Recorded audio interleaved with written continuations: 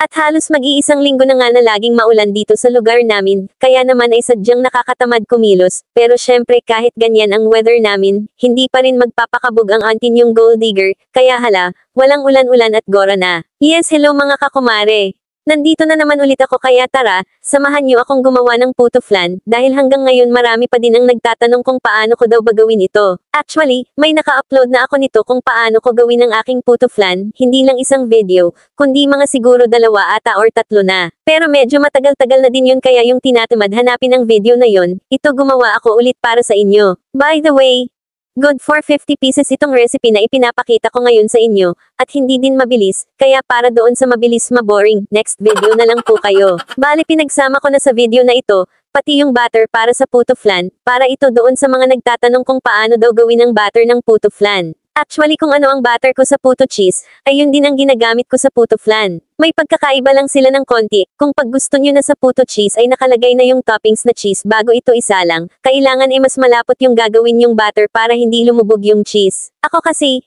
inilalagay ko yung cheese na toppings pag gumagawa ako ng puto cheese, after 10 minutes, tapos ibabalik ko ulit ito sa apoy hanggang sa mag-melt yung inilagay ko na cheese toppings, kaya hindi na ako nag-a-adjust ng tubig na inilalagay ko sa puto batter, pero syempre, depende pa din sa inyo yan kung saan kayo mas komportable. Hindi naman kasi ibig sabihin na kung ano yung pamamaraan ko sa pagluluto, kailangan ganon na ganon din yung gawin nyo, piliin nyo kung saan mas magaan sa part nyo, yung lasa lang naman yung importante na makuha nyo dito, kasi pag masarap panigurado babalikan ka ng buyer. At ayun na nga, 1/2 tablespoon yung inilalagay kong flan bawat molder, at ini-steam ko siya ng 5 to 7 minutes sa mababang apoy, at wag din kalimutan na pahiran ng oil ang base ng molder para hindi ito dumikit. After 7 minutes check nyo kung luto na yung base na flan, malalaman nyo naman yan kasi hindi na malambot, pero kung malambot pa din, edi extend nyo ng ilang minuto. 1/8 cup na puto batter yung inilalagay ko, para ito doon sa nagtatanong kung gaano daw ba dapat kadami yung batter na ilalagay, tapos steam ko ito ng 10 to 12 minutes medium to low fire, tapos another 2 minutes na painin sa pinakamababang apoy, yan po yung isa sa mga sekreto ko kung bakit makinis yung gilid ng puto flan ko. Nakikita nyo naman diba?